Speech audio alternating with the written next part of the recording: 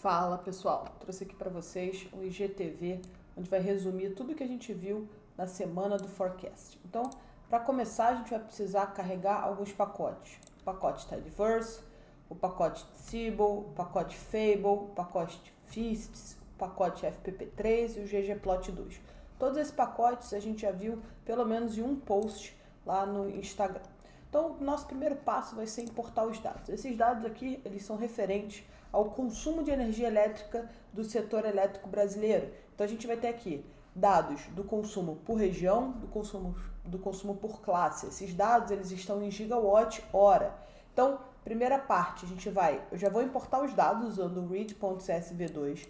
Já vou criar uma variável data, que vai ser transformada da própria variável data, vai ser por mês e por ano. O consumo eu já vou dividir por 1000, então eu já estou transformando o consumo que vem originalmente de gigawatt-hora para terawatt-hora e já transformo esses dados aqui em Tcibble, onde eu indico para ele que a variável índice, a variável de tempo se chama data e as variáveis chaves se chamam region e class, né? Região e classe.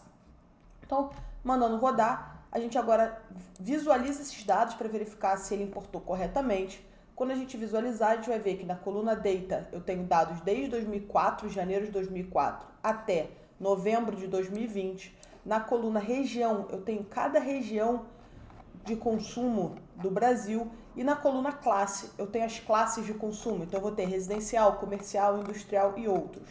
E na coluna Consumo, eu tenho justamente os valores que eu quero avaliar. Então, importamos esses dados corretamente. O meu segundo passo vai ser agrupar os dados para Brasil. Eu vou fazer isso utilizando essa base de dados, agrupando por tudo. Como é um Tcibble, eu não preciso agrupar por índice, ele já entende que vai ser por índice que ele vai agrupar. E indico para ele que eu agrupe essas variáveis, as variáveis chaves, né, a região e a classe, fazendo o consumo vai ser a soma dos consumos. Então, quando eu fizer isso e der um view nessa base de dados, vocês vão verificar que agora eu não tenho mais a divisão por região ou por classe. Então, eu tenho agora o consumo do Brasil desde janeiro de 2004 até novembro de 2020. Eu fiz isso apenas para facilitar alguns gráficos e algumas previsões, alguns modelos de previsões que a gente vai utilizar aqui nesse exercício. Então, o primeiro gráfico que eu vou fazer é o plot para o Brasil todo. Então, vocês vão vendo aqui na janelinha à direita, a gente tem o plot da série do Brasil. A gente verifica aqui no final, nós temos 2020, como decaiu o outlier aqui em 2020. Esse outro período aqui, essa outra quebra aqui de período foi ali por volta de 2008. Se a gente tivesse essa série para trás, desde 2000, a gente também veria mais um período com uma quebra estrutural.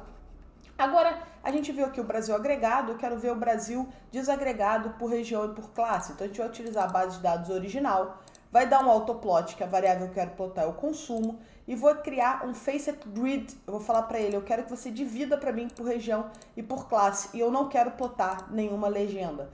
O Scales You Are Free é para ele não se prender à escala de cada série.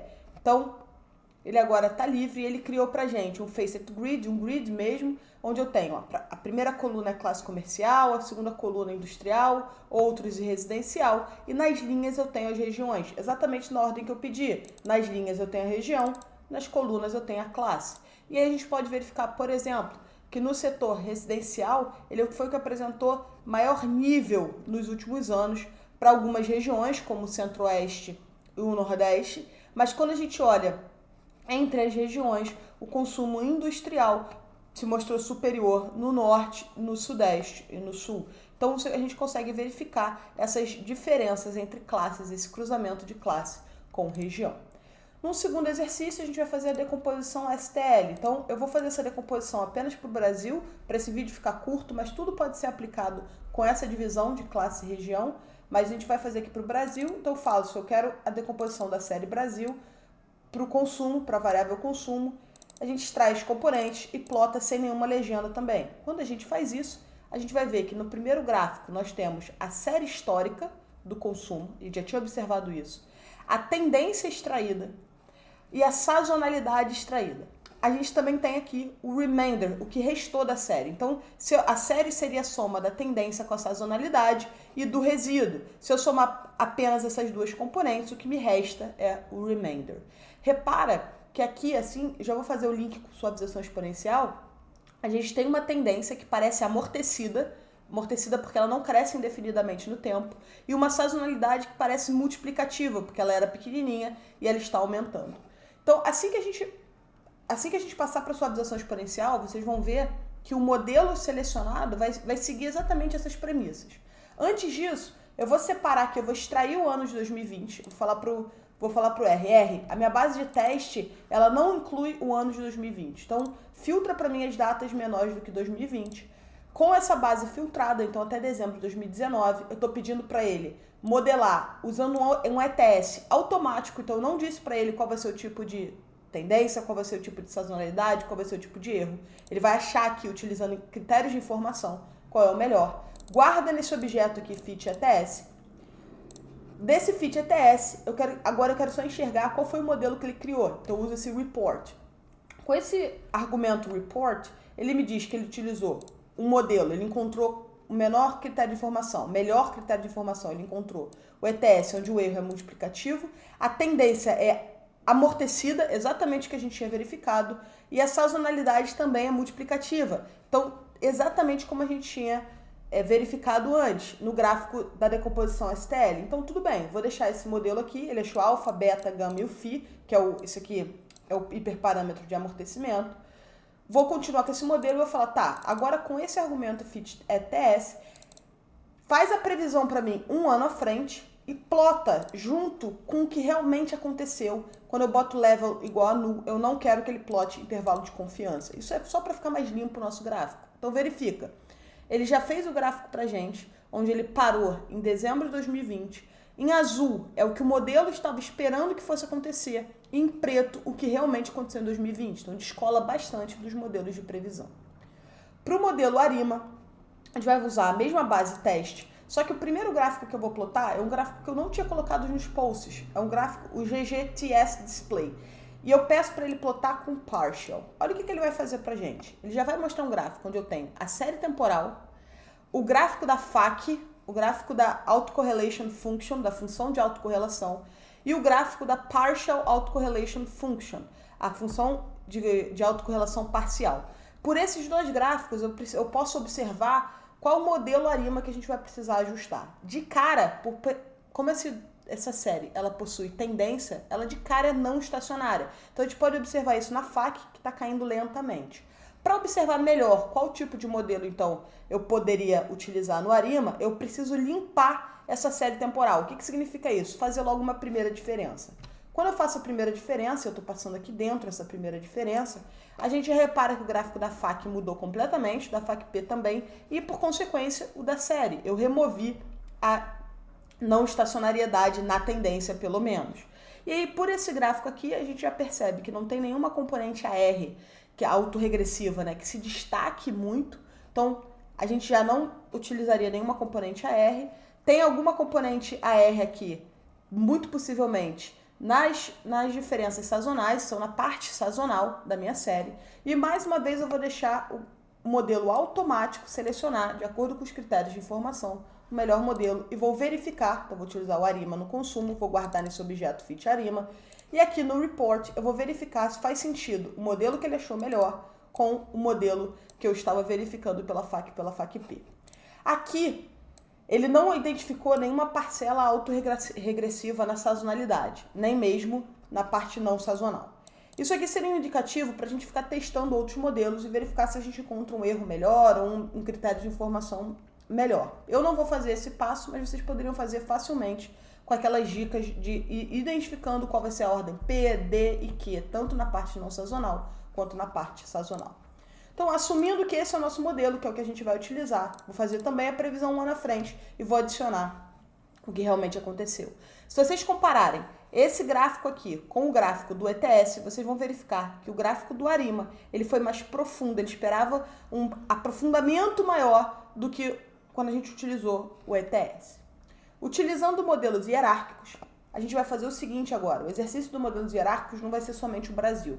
O que a gente vai fazer é indicar primeiro ao modelo que eu estou agregando por classe e por região, na verdade indicar para o modelo que os nossos dados eles são agrupados por classe e região, onde classe a gente chama de parent, ele vai ser a classe de cima e a região vai ser o child, é a classe de baixo. E eu vou dizer para ele como que se agregam esses dados. Ele tem que fazer a soma de um e de outro. Então, primeiro vou criar essa estrutura. Se vocês verificarem esses dados agregados, ele está criando essa estrutura. Pode verificar melhor aqui também. Então, repara, para janeiro de 2004, quando ele bota classe agregada e região agregada, é o consumo do Brasil. Se a gente for lá para baixo, ele está aqui na ordem da série temporal, vocês vão ver que a partir de agora ele tem a classe, ela não está mais agregada, mas a região está. Então, esse dado aqui seria apenas para a classe comercial. Então, a classe comercial em janeiro de 2004 consumiu 4.244 terawatts-hora aproximadamente. Se rodar um pouquinho mais para baixo, chega lá em 2020, mais uma vez a gente vai ver. Agora, a classe está agrupada e a região não está agrupada. Então, eu tenho para a região sul, em janeiro de 2009, consumiu 5.279, para a região sudeste, 16.124. E o desagregado, o nível mais baixo, o bottom level, se a gente rodar mais para baixo, a gente vai ver comercial para o centro-oeste, que era o que a gente tinha originalmente. Então, dito para o R, explicando para o R como é que essa estrutura funciona, a gente pode, eu vou criar agora um teste agregado, então eu só vou pegar os dados menores antes de 2020, então eu só tenho até dezembro de 2019. Com esse argumento teste agregado, eu vou fazer 3 modelos. O primeiro modelo, eu vou pedir para ele achar a partir do ETS. O segundo modelo, achar a partir do ARIMA. E eu vou criar, depois que ele criou esses objetos, ETS e ARIMA, eu vou criar uma combinação, onde a previsão vai ser a média do previsto pelo ETS, pelo previsto pelo ARIMA. A reconciliação que eu escolhi foi reconciliação através do minimum trace. Aqui vocês poderiam utilizar N métodos que já estão programados. Eu escolhi pelo minimum trace. Vou colocar isso aqui dentro desse argumento fit aggregate. Ele vai demorar um pouquinho, então vou avançar um pouquinho esse vídeo. Então, depois que ele gerou isso, a gente pode visualizar o que foi feito. E aí vocês vão ver que aqui vai ter a classe, aqui vai ter a região, aqui nessa coluna vai ter o ETS, aqui nessa coluna vai ter o ARIMA, o modelo combinado e o modelo combinado WLS. O que a gente pode ver daqui, sem ter que ficar abrindo, para cada classe, para cada região, também tem aquela questão do aggregated, mesma combinação. Ele achou um modelo ETS, um modelo ARIMA, um modelo para combinação e um modelo para combinação reconciliada, que é o Combi WLS. A gente pode prever com aquele fit aggregated, também vai fazer a previsão um ano na frente e vai guardar nesse objeto FC aggregated. Esse objeto FC aggregated, a gente consegue plotar ele de várias maneiras. O primeiro plot que eu vou fazer, eu estou agregando por região e por classe. Ou seja, eu estou pegando aqui o Brasil. Então, se a gente pedir para ele plotar, ele está plotando aqui com os 4 modelos, então com ARIMA, com ETS, com apenas a combinação entre o ARIMA e o ETS, e com a combinação otimizada, reconciliada. Ele plotou para o Brasil para o período 2020. Quando eu faço aqui apenas a região agregada, eu não estou agregando a classe, o que ele vai fazer para a gente aqui é plotar para cada região, ele está plotando as previsões. Então, repara, eu usei o Facet Wrap para abrir nessas 4 caixinhas e ficar organizado. Se a gente fizer o contrário, pedir o agregado por classe e não agregado por região, agora ao invés de ter comercial, industrial, residencial e outros, eu vou ter uma caixinha e os modelos de previsão para cada região do Brasil. É claro que a gente conseguiria fazer essas combinações de várias outras maneiras, tá, pessoal? Todos aqueles modelos que estão abertos ali, a gente conseguiria olhar para cada variável no nível mais baixo.